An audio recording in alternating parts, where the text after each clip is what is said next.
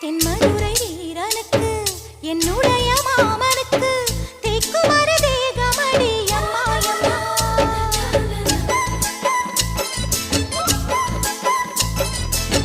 மாமன் பெற்ற பெண்ணுனக்கு மையெழுதும் கண் எதுக்கு என்னை வந்து கொல்லுதடி அம்மா அம்மா.